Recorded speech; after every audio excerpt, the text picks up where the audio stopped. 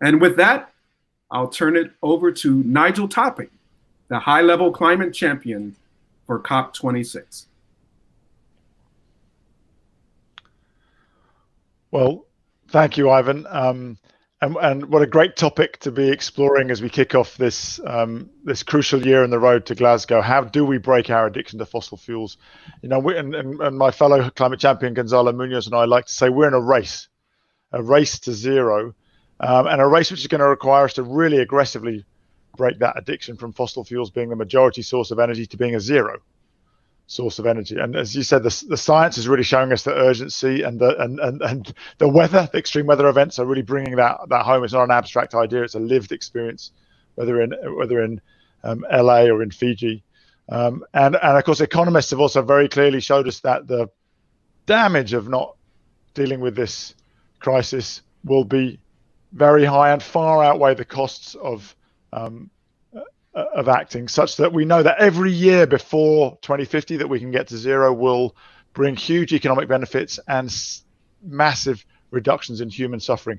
And the great thing is now we know the technology is there, but technology shows us that it's possible, and politicians are waking up. You know, we have a wave of positive news from politicians, motivated no doubt by the technical possibility, but also a wave of young people rising up to express their reasonable demands with both rage and hope. And of course, investors are now very much getting up. We worked hard to launch the Net Zero Asset Management Initiative last December. We were hoping we could get $1 trillion of assets under management committed to net zero. We got 9 trillion off the bat. And of course, we're all looking forward to hearing what Larry Fink's going to be saying in his annual letter later this month, which I expect to be a further ratchet.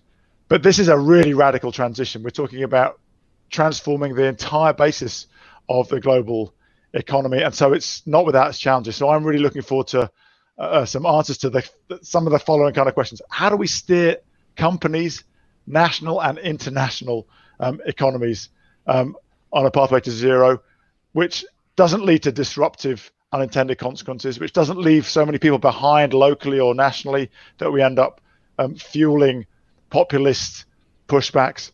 How do companies bring investors along or find new investors? How do we stop investing in stranded assets because we've been used to investing in them? The news on the Keystone pipeline today is an interesting example in that regard.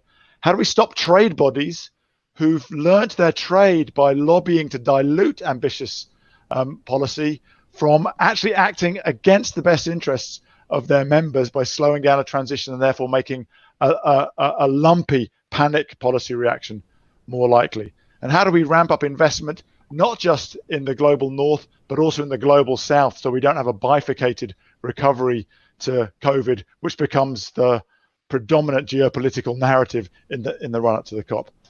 So in short, how do we electrify everything such that the last combustion engine car is sold this decade? And how do we turn tired old industries, as some might see them, like cement and steel, into exciting hotbeds of innovation? So it's a big challenge, and I'm really looking forward to hearing what all of our panels have got to say today to inform the debate and the practice as we go from commitment to action in the crucial year of COP26. Thank you, Ivan.